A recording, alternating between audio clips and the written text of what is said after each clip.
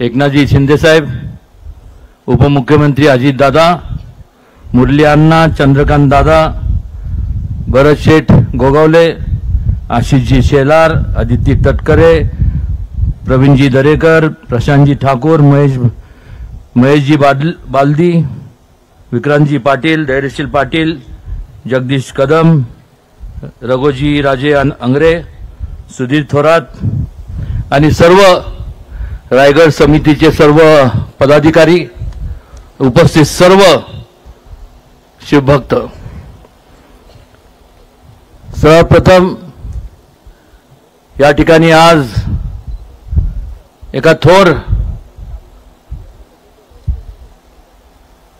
व्यक्तीला नतमस्तक होण्याकरता आपण या ठिकाणी उपस्थित राहिलोय। छत्रपती शिवाजी महाराजांनी त्या काळात एक विचार दिला होता, समतेचा दिला होता, सर्वधर्म समभावाचा दिला होता। एकमेव असा एक राजा होऊन गेला, एक व्यक्ती होऊन गेला, एक युगपुरुष होऊन गेला की ज्यांनी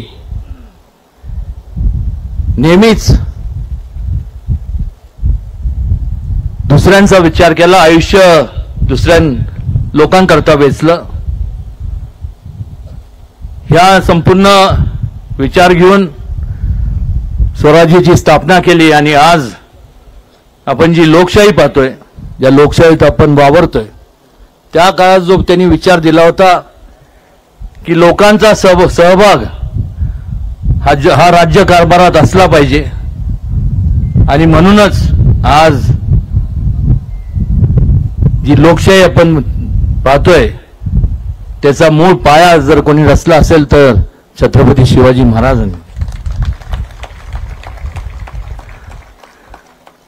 पण मात्र अनेकदा आपण पाहतो, म्हणण्यापेक्षा अलीकडच्या काळात त्यात वाढ झालेली पाहायला मिळते। ज्या छत्रपती शिवाजी महाराजांनी स्वतःचं आयुष्यातला प्रत्येक क्षण लोकांसाठी वेचला, त्यांच्या हितासाठी वेचला, आज त्यांचा अवमान केला जातो आणि त्यामुळे आज या ठिकाणी आदरणीय अमितजींना आणि देवेंद्रजींना मी सगळ्या महाराष्ट्राच्या वतीने, देशाच्या वतीने, सर्व शिवभक्ताच्या वतीने एक 4-5च मागण्या करणार आहे। पहिली मागणी म्हणजे की महाराजांच्या बाबतीत, महाजिजाऊंच्या बाबतीत आणि संभाजी महाराजांच्या बाबतीत एक कायदा करण्यात यावा, तो सुद्धा कॉग्निझेबल, नॉन बेलेबल आणि किमान 10 वर्ष त्याला बेल मिळाली नाही पाहिजे। त्याचबरोबर छत्रपती शिवाजी महाराजांचा संपूर्ण शासन मान्य असा इतिहास शासनाने प्रकाशित करावा, जेणेकरून कुठल्या प्रकारचं भेदभाव होता कामा नये, कुठल्या प्रकारचं तेढ निर्माण होऊ नये आणि सिनेमॅटिक लिबर्टीच्या बाबतीत एक सेन्सर बोर्डची स्थापना करण्यात यावी, जेणेकरून एखादा स्वतःच्या कल्पनेतून एखादी कादंबरी लिहितो पण त्याला कुठलाही ऐतिहासिक त्याचे पुरावे नसतात आणि त्याच्यामुळे अलीकडच्या काळात जर आपण पाहिलं तर मोठ्या मोठ्या प्रमाणावरती छत्रपती शिवाजी महाराज, संभाजी महाराज असतील, युगपुरुष जे संपूर्ण देशातले, या सगळ्यांच्या बाबतीत गैरसमज निर्माण समाजात होतो आणि त्यामुळे एक सेन्सर बोर्डची स्थापना करण्यात यावी। मला मागच अमितजींकडे आणि देवेंद्रजींकडे मागणी केली होती की जसं रामायण सर्किट ही स्थापना झाली, करण्यात आलं, तसं बुध सर्किट, तसं एक शिव स्वराज्य सर्किट करण्यात यावं आणि कालच त्याची घोषणा केंद्रीय रेल मंत्री अश्विनीजींनी केली। खऱ्या अर्थाने छत्रपती शिवाजी महाराजांचं एक दिल्लीत एक भव्य असं स्मारक व्हावं ही सुद्धा प्रत्येक शिवभक्ताची मागणी आहे. आणि त्याचबरोबर त्या तो काळ आठवा ज्यावेळेस या ठिकाणी निजामशाही होती, मुघलशाही होती आणि अशा परिस्थितीत शहाजी महाराजांनी त्यांच्या मनात एक जो विचार होता स्वराज्याचा, आणि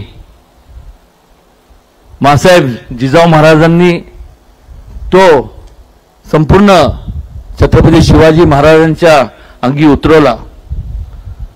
त्यामुळे त्यांची जी होतगिरीला, शहाजीराजेंची होतगिरीला जी समाधी आहे दावणगिरी जिल्ह्यामध्ये, जी आर्किओलॉजिकल डिपार्टमेंटच्या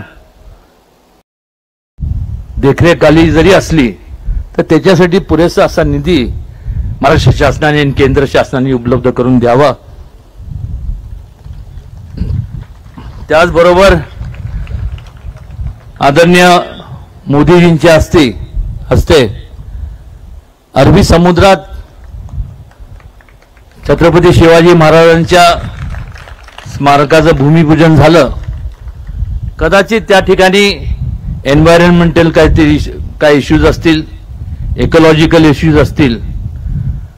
मी देवेंद्रजींशी कानावर घातलंय आणि एक मागणी आहे की ज्या छत्रपती शिवाजी महाराजांचं केंद्रात तर झालंच पाहिजे, पण महाराष्ट्रात देखील आज गव्हर्नर हाऊसच्या ठिकाणी जवळपास 48 एकर जागा आहे अरबी समुद्राला लागून, त्या ठिकाणी व्हावं असं अनेकांची मागणी आहे. ह्या सगळं हे जेव्हा आपण स्मारक स्थापन करतो किंवा बनवतो त्याचा मूळ उद्दिष्टच एवढा असतो की भावी पिढीला त्यातनं काहीतरी एक विचार घेता येतील, एक चांगल्या प्रकारे प्रोत्साहन मिळेल आणि चांगल्या प्रकारे त्या देशाची प्रगती होईल.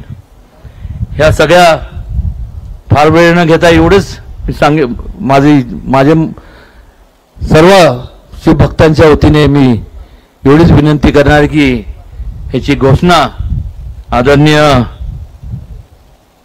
अमित शहाजींनी आणि देवेंद्रजींनी करावी.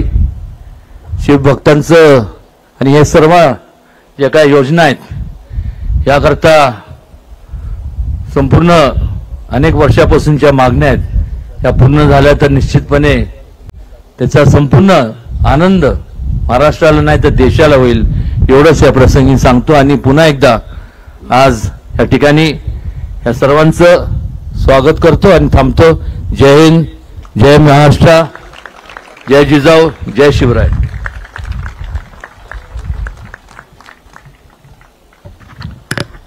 माननीय उदयनजी, आपले मनापासून धन्यवाद.